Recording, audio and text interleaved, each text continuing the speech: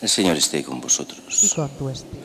Lectura del Santo Evangelio según San Lucas. Gloria a ti, Señor. En aquel tiempo los discípulos de Jesús contaron lo que les había pasado por el camino y cómo lo habían reconocido al partir el pan. Estaban hablando de estas cosas cuando Él se presentó en medio de ellos y les dice: paz a vosotros. Pero ellos, aterrorizados y llenos de miedo, creían ver un espíritu. Él les dijo: ¿por qué os alarmáis? ¿Por qué surgen dudas en vuestro corazón? Mirad mis manos y mis pies, soy yo en persona, palpadme. Daos cuenta que un espíritu no tiene carne y huesos como vosotros veis que yo tengo. Dicho esto, le mostró las manos y los pies. Pero como no acababan de creer por la alegría y seguían atónitos, les dijo: ¿tenéis ahí algo de comer? Ellos le ofrecieron un trozo de pez asado. Él lo tomó y comió delante de ellos. Y les dijo: esto es lo que os dije mientras estaba con vosotros, que era necesario que se cumpliera todo lo escrito en la ley de Moisés y en los profetas y salmos acerca de mí. Entonces les abrió el entendimiento para comprender las Escrituras y les dijo: así está escrito: el Mesías padecerá, resucitará de entre los muertos al tercer día, y en su nombre se proclamará la conversión para el perdón de los pecados a todos los pueblos, comenzando por Jerusalén. Vosotros sois testigos de esto. Palabra del Señor. Gloria a ti, Señor Jesús. La primera lectura de hoy continúa este tema que llevamos viendo ayer, esta curación del paralítico en la puerta del templo, y cómo se agolpa la gente y empiezan a explicar los apóstoles. Pedro, está Pedro y Juan, pero quien explica es Pedro.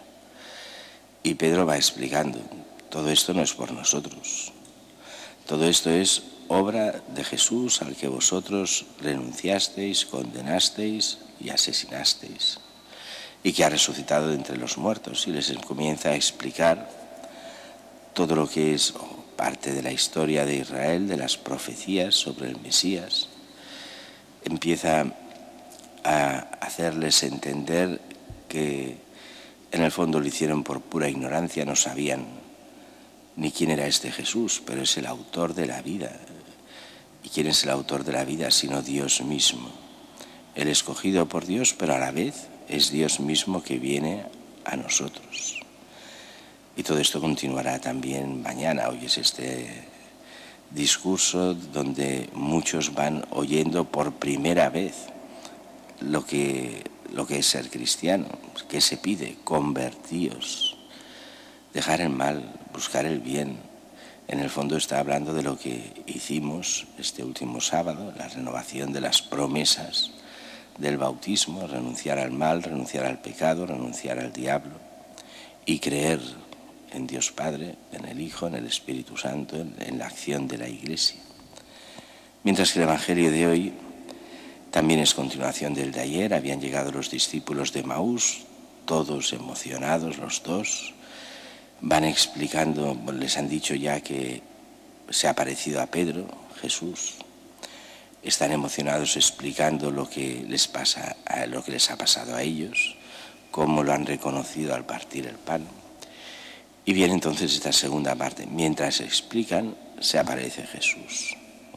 Estaban hablando de estas cosas cuando se presenta en medio de ellos y les dice: paz a vosotros. Es curioso cómo esta frase, paz a vosotros, la Iglesia la ha querido reservar de una forma especial a los apóstoles y sus sucesores. Así, cuando empieza la misa, aunque hay muchas formas de saludar: el Señor esté con vosotros, se puede saludar: la paz del Señor esté con vosotros, y hay muchas más fórmulas para poder saludar, pero al obispo solo puede saludar con una: la paz esté con vosotros. Y lo hace expresamente la liturgia para que sea el obispo en nombre de Cristo cuando el obispo habla, aunque no tenga el obispo esa infalibilidad en todo, ni mucho menos, pero sí que habla en nombre de los apóstoles como sucesor de los apóstoles. y en un cierto sentido en nombre de Cristo. Por eso saluda como Cristo, la paz con vosotros. Si os fijáis, cuando vayáis a una misa episcopal, empieza en el nombre del Padre, del Hijo y la paz esté con vosotros.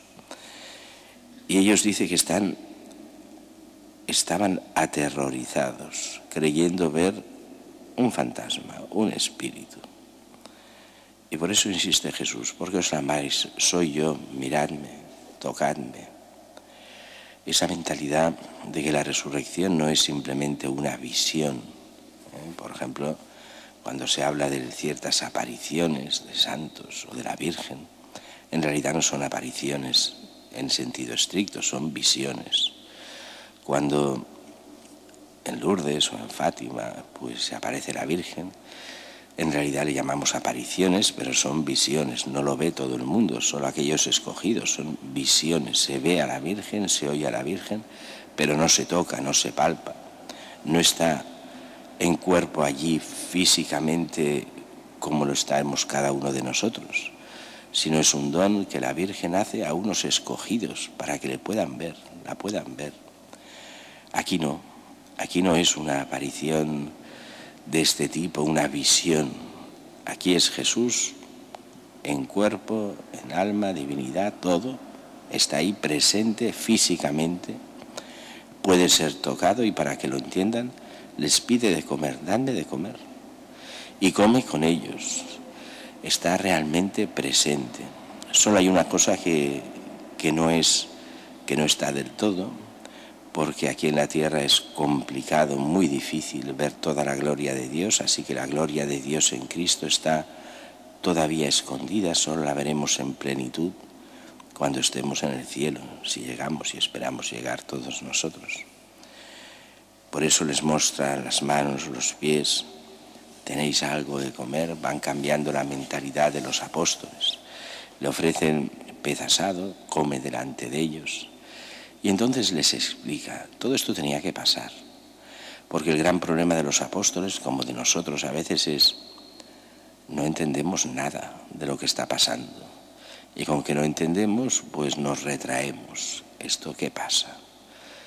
Y entonces dice, Jesús les explica, esto es lo que os dije mientras estaba con vosotros, que era necesario que se cumpliera lo escrito en la ley de Moisés y los profetas y los salmos sobre mí. Y dice entonces, les abrió el entendimiento para comprender las Escrituras. Y aquí tendríamos que hacer solo un inciso y acabamos. Aunque ya lo hemos repetido varias veces, porque esto salió ayer con los de Maús, pero vuelve a salir aquí, a abrir el entendimiento para comprender las Escrituras. Lo digo porque muchas veces vemos gente que dice, no, yo me he leído el Evangelio, y me he leído tal versión, y me he leído tal comentarista que comenta el Evangelio, y dices, sí, te lo has leído, pero ¿has comprendido algo? No se le han abierto las Escrituras, el entendimiento para comprender las Escrituras, porque el entendimiento para comprenderlas parte de una situación clara, de ser iglesia, de estar dentro, de darnos cuenta de quién es Jesús. Cuando muchas veces los que hacen los comentarios y traducen los evangelios son gente sin fe, que saben mucho de griego clásico, pero no tienen idea de lo que era la iglesia primitiva, ni de lo que es el judaísmo, ni de lo que era el cristianismo primitivo, y hace sus interpretaciones a lo moderno, sin enterarse de nada. Te das cuenta de que no se le ha abierto el entendimiento para comprender las Escrituras. Si el traductor y el comentarista no se les ha abierto nada, el que lee todavía se le abre menos el entendimiento. Por eso siempre el entendimiento está en la tradición de la Iglesia, porque es ese mismo Cristo que desde el inicio hasta nosotros ha sido expuesto y transmitido desde la fe de la Iglesia, que es la fe de los apóstoles, esa Iglesia apostólica desde el principio. La misma Iglesia en su esencia, la del primer siglo y la del siglo XXI. Cuando hacemos un análisis solo desde la mentalidad mundana del siglo XXI, no se entiende nada del Evangelio. Por eso nos hemos de convertir y buscar, como decía Jesús, darnos cuenta de que como la ley, como los profetas, como los salmos, ya hablaban de Jesús y de quién es este Jesús, no un profeta más, no un gran hombre de la época, Dios que ha venido y se ha hecho hombre, Dios mismo que ha dado la vida por nosotros, Dios que continúa actuando en la Iglesia para nuestra salvación.